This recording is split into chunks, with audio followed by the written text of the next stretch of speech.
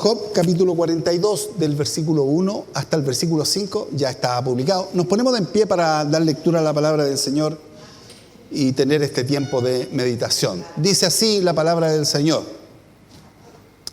Respondió Job a Jehová y dijo: yo conozco que todo lo puedes y que no hay pensamiento que se esconda de ti. ¿Quién es el que oscurece el consejo sin entendimiento? Por tanto, yo hablaba lo que no entendía, cosas demasiado maravillosas para mí que yo no comprendía. Oye, te ruego y hablaré, te preguntaré y tú me enseñarás. De oídas te había oído, mas ahora mis ojos te ven. Amén. Pueden tomar asiento.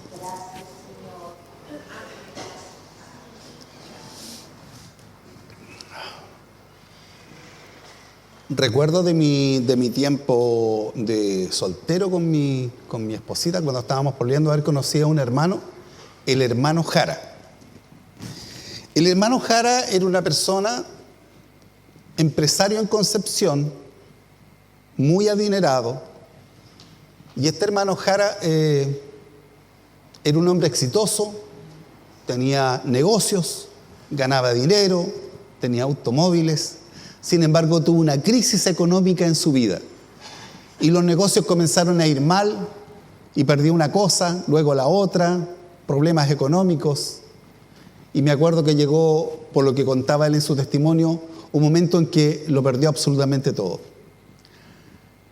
Y en ese tiempo había un plan, un proyecto del gobierno para la gente que no tenía trabajo, se llamaba el Plan del Empleo Mínimo, el PEM. Y este hombre empresarial, un hombre que se había desarrollado siempre en condiciones económicas muy ventajosas, terminó en el PEM.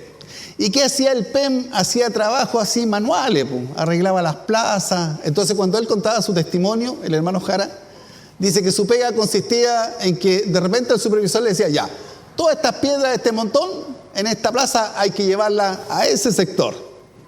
Y después que terminaban de llevar las piedras para allá, comentó una semana después, decía: ¿saben que ahora hay que traer las piedras de allá y traerlas para acá? Y su pega era andar con su carretilla, acarreando piedras para un lado para otro. Y los que tenemos más edad nos acordamos del tiempo del PEM, que era una forma de disfrazar un poco la terrible cesantía por la crisis económica que había en Chile, pero que permitía a la gente trabajar. Entonces, cuando él contaba su testimonio, él decía: si yo hubiera seguido con mis negocios, si hubiera seguido con todos los negocios que tenía en el centro de Concepción, en las galerías tenía muchos negocios, si hubiera seguido con todo mi automóvil y mi vida, jamás hubiera conocido al Señor. Porque cuando él estaba en esta necesidad, cuando él estaba en este momento de tristeza, las manos llenas de ampollas, porque por supuesto cuando alguien no tiene hábitos de trabajo duro, por supuesto que no está en condiciones de hacer ese trabajo. Y él dice que con sus manos empolladas un día le pidió a Dios y le dijo: Dios, si tú existes, ayúdame. Y ahí él comenzó a recibir la revelación del Señor. Para no ser muy larga la historia, este hermano comenzó a estudiar, comenzó a prepararse, estudió la palabra, nos tocó compartir muchas veces tiempos de estudio bíblico. Luego se desató en él un deseo de servir al Señor. Era un hombre con un empuje y con una capacidad enorme.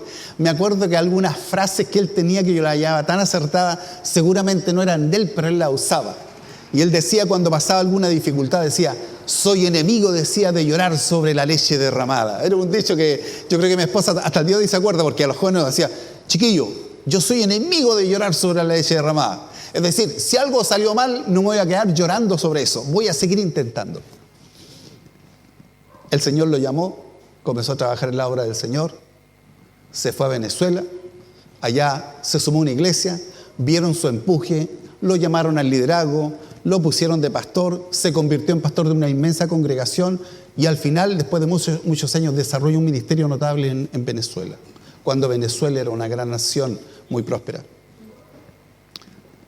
Sin embargo, este hermano, o este pastor, el pastor Jara, siempre reconoció, hermanos, algo que para nosotros a veces es complejo de entender.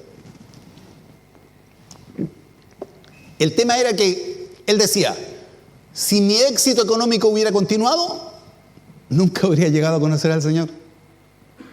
Y yo leía esta porción del libro de Job porque ciertamente Job es un ícono de un personaje, porque cuando uno le hablan de Job, uno lo primero que piensa de Job dice, el hombre probado, claro, el hombre que sufrió. Pero hermanos, antes que viniera la prueba, la vida de Job era una vida de un hombre multimillonaria. Tenía de todo, tenía abundancia de todo. Y ahí vino la prueba. Sin embargo, este hombre tenía de parte de Dios el concepto, o Dios tenía el concepto de él, que era un hombre que estaba capacitado para enfrentar la lucha y salir victorioso. De hecho, cuando comienza la prueba es porque Satanás le dice al Señor, claro, mientras tú lo tengas lleno de bendiciones, mientras tenga la cuenta corriente llena de plata y los hijos estén bien contentos, ¿qué problema se va a hacer? ¿Cómo nos va a agradecer? Entonces, uno se hace una pregunta. Y la pregunta que le nace a uno, ¿será que todas las personas que tienen abundancia se levantan todos los días diciendo, Señor, gracias por un día más de vida? Y eso no es así, hermanos. Hay mucha gente que aún en la abundancia ni se acuerda de Dios. Hay mucha gente que tiene salud, tiene prosperidad, tiene una linda familia, pero ni se acuerda de Dios. Este hombre llamado Job tenía abundancia y glorificaba a Dios todos los días. Y cuando comenzó a venir la prueba y la pérdida, cuando comenzó a perder sus bienes, su familia, sus hijos, su salud, aún así siempre su proclamación delante del Señor, en medio de la necesidad, en medio de la tristeza, en medio de la amargura y del sufrimiento, decía, Jehová dio, Jehová quitó, sea el nombre de Jehová bendito. Honro al Señor cuando tengo todo. Honro al Señor cuando tengo salud. Honro al Señor cuando me va bien. Honro al Señor cuando tengo éxito. Y cuando viene la dificultad, sigo honrando al Señor. Y cuando viene la enfermedad, la escasez, la prueba y la lucha y el dolor, sigo honrando al Señor. Y eso sí que es reconocer a Dios en todas las circunstancias. Entonces, uno mira un poco lo que dice esta escritura, y la verdad es que esta porción que nosotros leímos está puesta hacia el final del libro. Se puede decir que es como una raya para la suma de la vida de Job. Job de alguna manera ha pasado por la abundancia, luego vino su gran prueba, muchas dificultades, entre ellos unos amigos que no le aportaron mucho y que siempre trataban de culparlo de algo, y sin embargo él se mantenía fiel al Señor. Y encontramos estas palabras que leímos para iniciar esta meditación que tienen que ver con que Job reconoce que no conoce al Señor. Entonces, uno dice, pero si este hombre tuvo tanta provisión de Dios y luego hubo tantas pruebas de Dios en que Dios lo sostuvo, y como él dice, no, realmente no te conocía, Señor. La pregunta válida para nosotros hoy día es, ¿cuánto conocemos al Señor? ¿Conocemos a Dios realmente? ¿La perspectiva que tenemos de acercarnos a Dios es la perspectiva correcta? ¿Qué sabemos de Dios? Y hay pocas cosas que sabemos de Dios, excepto lo que revela su palabra. Uno de los versículos más notables, que está en Romanos capítulo 1, versículo 20, es un versículo en que el Señor nos hace responsable de lo que Él ha mostrado. Nos hace responsable de las cosas que el Señor ha hecho. Si pudiéramos buscar ese versículo, Romanos capítulo 1, versículo 20, si lo podemos buscar, a ver si no sé si están acá. ¿Ya viene? Ahí lo están buscando rapidito. Con el humo se pone difícil alcanzar los versículos. Romanos capítulo 1, versículo 20. Es un versículo que usamos mucho en nuestras clases. Y dice, así. Porque las cosas invisibles de Él, todas las cosas de Dios que no vemos, las cosas invisibles de Él, su eterno poder y deidad, se hacen claramente visibles. ¿Desde cuándo? Desde la creación del mundo, siendo entendidas por medio de las cosas hechas, de modo que no tienen excusa. Alguien puede decir, bueno, es que en realidad Dios no se puede ver, Dios no se puede tocar, yo no puedo hablar con Dios, pero sin embargo el Señor dice que las cosas invisibles del Señor, su poder, su deidad, su grandeza, su autoridad, se hacen claramente visibles. ¿Desde cuándo? Desde la creación del mundo. Entonces el desafío es, ¿quieres saber cuán grande es Dios? Es cosa que mire las obras que Él ha hecho. Dios ha hecho cosas grandes. Dios ha hecho cosas enormes. El universo en el cual nosotros vivimos es una cosa que nos cuesta entender. Pero eso nos habla de un Dios sumamente más grande. Dios ha hecho un universo enorme. La materia la creó el Señor, solo por su palabra. Y Él estableció todo lo que existe, todo lo que podemos ver. Las estrellas, los planetas, todo lo que existe en el universo fue hecho por la mano de Dios. Dios es demasiado grande para que lo podamos entender. Y nos cuesta, hermano, cuando uno trata de darle un sentido numérico a la creación de Dios, es tremendo. De las cosas que enseñamos, hemos enseñado, por ejemplo, de lo que el hombre ha descubierto del origen del universo, que el universo fue creado por Dios hace 13.700 millones de años atrás. Ahí se produjo la chispa de la creación. Y lo que los científicos no pueden explicar es por qué de la nada, de un punto absolutamente pequeño, surge todo. Y la única explicación es la que da el libro de Génesis cuando dice: en el principio creó Dios los cielos y la tierra. Dios creó todas las cosas. Y de ahí para adelante Dios manifiesta una cantidad enorme de cosas sobrenaturales. Y uno cuando ve un mundo tan complejo, hermano, uno dice: qué difícil debe ser organizar todo esto. Y sin embargo, a veces Dios simplifica las cosas en forma tan pequeña. Leyendo algunos libros, uno descubre que si uno busca fuerzas que manejen el universo, uno dice: si el universo es tan grande, debieran haber cientos, miles, millones de fuerzas que controlen el universo. Sin embargo, todos los científicos han llegado a una conclusión: hay solamente 4 fuerzas que gobiernan todo el universo. Con esas 4 fuerzas Dios se las arregló para organizar las estrellas, los planetas, las órbitas. Todo lo que existe está organizado solo con 4 fuerzas. ¡Qué simple es el Señor! Entonces vemos un Dios todopoderoso, un Dios grande que tiene el control de las circunstancias. Este Dios entonces existe desde siempre y existirá por siempre. Antes que nada existiera, Dios ya existía. Por eso cuando la Biblia dice que Él es el alfa y la omega, no es que haya un punto de principio y un punto de fin, al contrario. Lo que está dando a entender que es antes de todo y va a ser después de todo. Así de grande es nuestro Dios. Pero la pregunta es: ¿nosotros nos imaginamos un Dios tan grande? De los atributos, no los voy a mencionar todos, pero solamente de algunos atributos de Dios. Dios es omnisciente, todo lo sabe. Pero no solo sabe todo lo que pasó, sabe todo lo que va a suceder, sabe lo que pensamos, sabe todas las cosas. No hay nada que se pueda ocultar al conocimiento de Dios. Dios es omnisciente. Entonces, con Dios no nos podemos jugar, a Dios no lo podemos engañar. Nosotros las personas podemos manipularla, a Dios no lo podemos manipular. Dios examina lo más profundo de nuestros corazones. Nosotros podemos dar a lo mejor señales de ser buenas personas o señales de ser personas que realmente conocen a Dios. Pero Dios sabe cuánto le conocemos. Dios sabe cómo es nuestra relación con Dios. Dios sabe si realmente estamos de acuerdo en los parámetros. Él lo sabe porque Él sabe todas las cosas. Dios es omnipotente. No hay nada que Él no pueda hacer. Todo está en la mano de Dios. No hay ninguna imposibilidad para Él. No hay nada donde Él no pueda actuar. No hay ningún milagro que Él no pueda realizar porque Dios es omnipotente. Él tiene todo el poder, toda la autoridad, todo lo que Él quiera hacer de acuerdo a sus atributos, el Señor lo puede, lo puede hacer. Dios es omnipresente. Él puede estar donde Él quiera, en los momentos que Él quiera. Y Él siempre está cerca de sus hijos. Es más, dice la Biblia que cuando uno acepta a Jesús, dice que el Señor viene a habitar, ¿dónde? En nuestros corazones. Por lo tanto, Él va a estar siempre mirando lo que pasa en nuestra vida.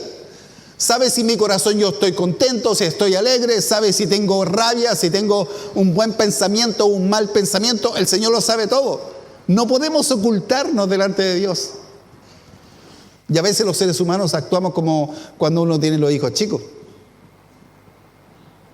Los hijos chicos de repente le dicen a uno: papá, los chiquillos se comieron todos los chocolates que tú tenías guardados. Y uno lo ve y está lleno de chocolate por todos lados. Entonces era difícil poder sacar los cálculos quién participó en la comida de chocolate. Pero él le echaba la culpa a los dos más grandes. Papá, Los chiquillos se comieron todos los chocolates, llenos de chocolate por todos lados.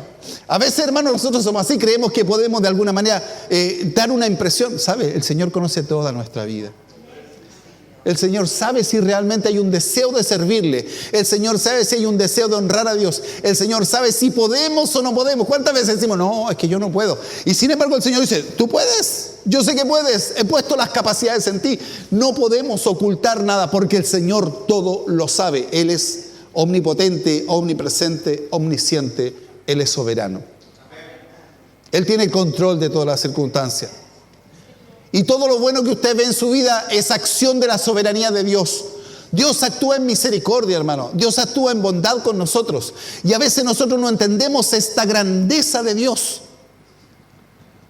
Porque si uno piensa, por ejemplo, el ejemplo de Job, este personaje que fue tan rico, tan adinerado, tan exitoso y de repente que pasó por tantas miserias, yo creo que nosotros hemos tenido esa experiencia. Hemos tenido la misericordia de Dios de tener una vida en que Dios ha sido misericordioso. A lo mejor si Dios permitiera ni siquiera un décimo de las pruebas de Job, nosotros no tendríamos la fuerza, hermano, para soportarlo.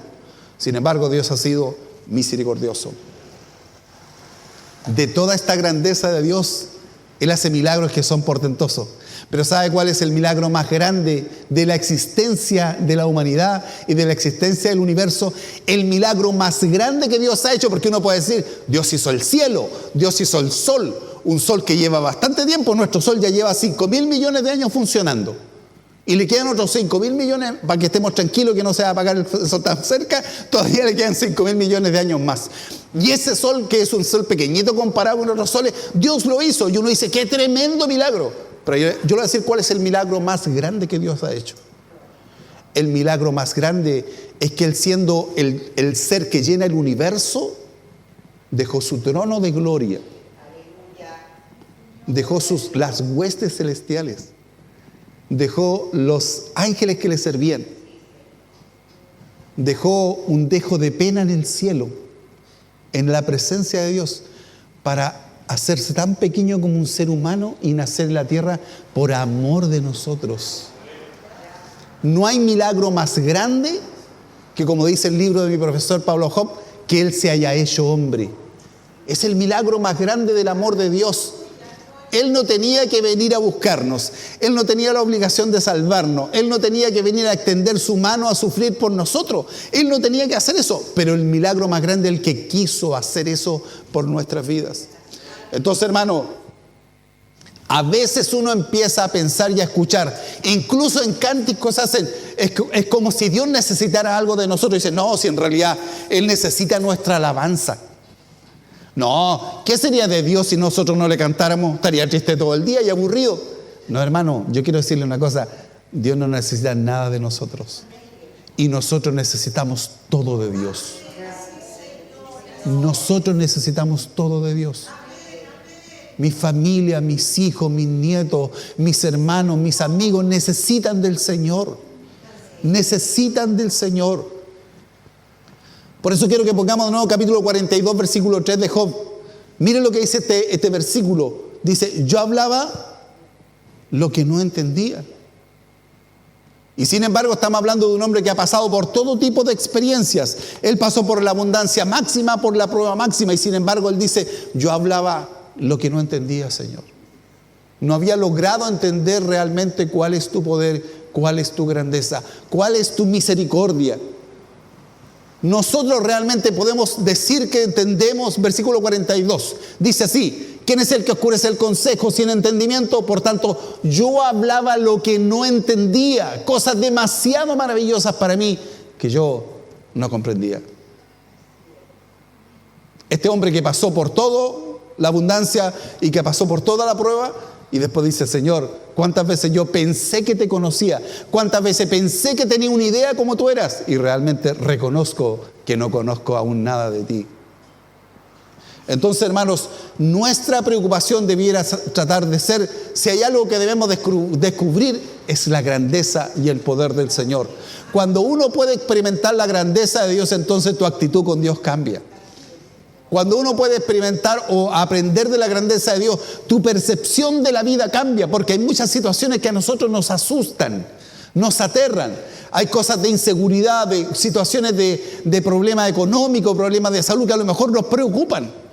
Pero si conociéramos realmente al Señor, nuestro corazón podría estar en paz. Es decir, Señor, no importa lo que se viene, sé que tú eres más grande que todas las dificultades, Señor. Puedo estar confiado, puedo estar confiado. Puedo saber que Dios está preocupado de mi necesidad.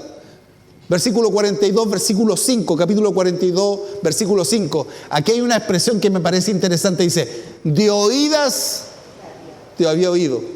Esta es una expresión simbólica que dice, yo pensé que tenía idea de quién eras tú. Yo pensé que más o menos tenía una idea clara de tu grandeza. A los que participamos de la enseñanza bíblica, muchas veces se dice que la gente cuando comienza a estudiar mucho, no, este se puso ya muy estudioso, ratón de biblioteca, no, se le va a bajar la fe, se le va a bajar porque comenzó a meterse mucho en los libros, no quiere estudiar mucho. Pero sabes, si uno comienza a introducirse en lo que es la palabra de Dios, comienza a estudiar de la Biblia, ¿sabe lo que pasa? Uno se va sintiendo cada vez más pequeño, más insignificante, más necesitado de Dios, más agradecido de las maravillas de Dios. Y cada vez que uno encuentra en la Biblia las verdades que dice la Escritura, entonces uno dice, qué grande es el amor de Dios. Y cada vez que uno llega a entender debidamente lo que dice la Biblia, cada vez uno se siente más necesitado de la misericordia de Dios. De oídas te había oído. Había tenido una referencia lejana, no era una referencia verdadera. Entonces, a veces las personas tienen un acercamiento con Dios que es instintivo, que es cercano, que es como la idea de cada uno. ¿Cuántas veces nos acercamos a Dios y nuestro acercamiento es un acercamiento religioso? Cumplimos con la regla, vamos, hacemos, venimos al culto, suficiente. O nuestro acercamiento es un acercamiento de tradición y nos llenamos de las normas de lo que se debe. Y esto está bien visto, y esta es la regla, y así lo hacemos, y nos hacemos un servicio de Dios que tiene que ver con cumplir con lo externo. Y eso sigue siendo de oídas, hermano. Sigue siendo de oídas. O nos llenamos de costumbres, elementos de costumbre. Cuando yo vengo al culto, no puede ser simplemente una cuestión, es que hay que ir al culto, es que hay que ir al culto. Es que si no venimos con la actitud de que hay que ir porque es la regla, porque es la norma, estamos muy lejos, estamos de oídas con Dios. Estamos de oídas con Dios. O peor de todo, yo sigo al Señor porque sé que Él me bendice. Sigo al Señor porque Él me cuida. Sigo al Señor porque Él me da pega. Sigo al Señor porque Él me trae bendición. Sigo al Señor por lo que Él me da.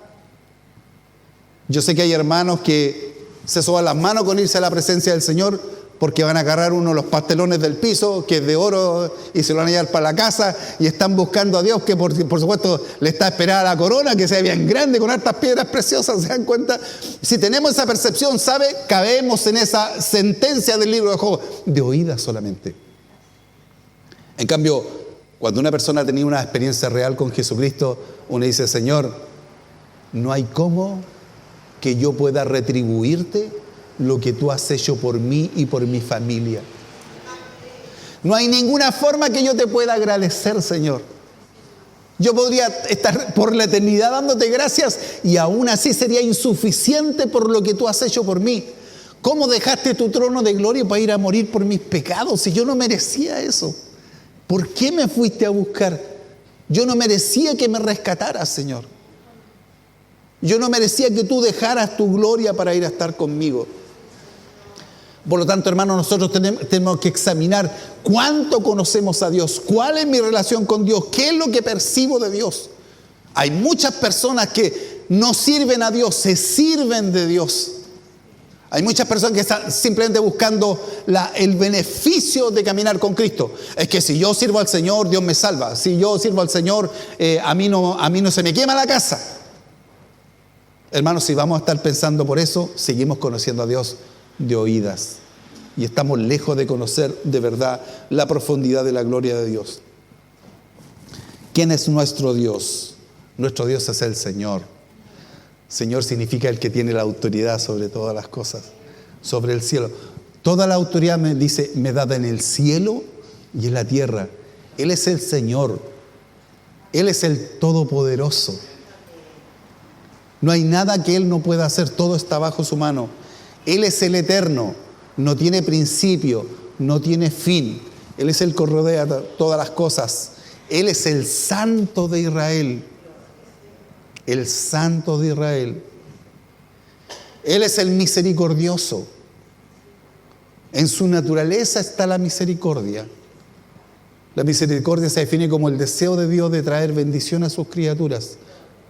No porque lo merezcamos, porque si pensamos en nuestra vida, nosotros no merecemos un acto de bendición de Dios. Simplemente es solo por Él, por la gloria de su nombre.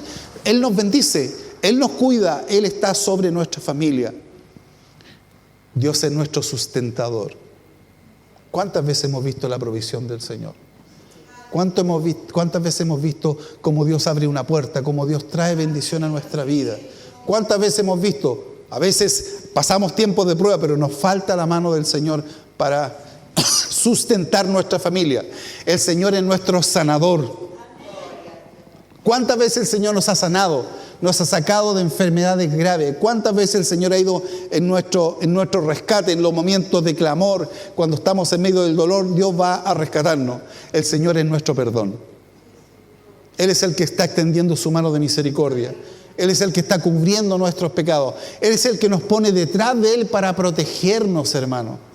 Dice la Biblia que Él nos presenta delante del Padre, cubriéndonos con su santidad. Lo que a Él le corresponde, lo que Él merece, la gloria, nos cubrió a nosotros con su santidad para que nos presentemos delante del Padre. Y Él tomó todos nuestros pecados y fue a la cruz a morir donde nosotros teníamos que estar. Por lo tanto, Él es nuestro perdón. Él es el Dios que extiende su misericordia. Él es nuestro Padre. No estamos solos. No estamos huérfanos. Hay personas que este concepto le cuesta entender, sobre todo cuando tenía una situación con su padre que no ha sido buena. Sin embargo, Dios es nuestro Padre bueno. El Padre que se preocupa por el Hijo, el que lo ayuda, el que lo levanta, el que lo anima, el que lo abraza, el que lo ama. Él es nuestro Padre. Dios es nuestro rescatador. Cuando estamos caídos en un lugar de peligro, a veces hay unos cuadros muy hermosos de una ovejita que está en el borde de un precipicio y hay un pastor que la está rescatando. Ese es nuestro Dios. Él es nuestro rescatador. El Señor es nuestro refugio. ¿A dónde iremos? ¿A quién clamaremos? ¿A quién buscaremos en medio de la lucha, en medio de la prueba? Tenemos a Dios. Dios es nuestro refugio, nuestro pronto auxilio en las tribulaciones. Entonces debemos sentir esa seguridad de estar en el refugio. Dios es nuestro consuelo. Cuando estamos entristecidos, cuando ya no tenemos más esperanza, ¿sabe lo que pasa? El Señor viene a consolarnos. El Señor viene a extender su brazo sobre nosotros. El Señor es nuestra roca inamovible.